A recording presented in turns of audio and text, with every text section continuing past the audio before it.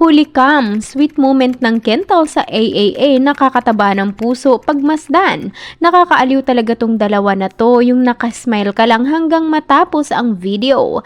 Marami nga namang muli ang labis na natuwa nang makita at mapanood ng mga Kental ang video na ito sa social media, kung saan makikita ang kanilang mga bias na tila gusto daw talaga lagi umano magkasama or magkatabi sa isa't isa. Sa video nga na ibinahagi ng isang netizen, mapapansin dito ang dalawang magkaibigan na tila nasa likuran ng mga tao, kaya naman nakuna ng kamera ang paghaplos or paghawak ni Ken sa likod ni Stel na tila sinasabi nito dito na dito ka lang sa aking tabi.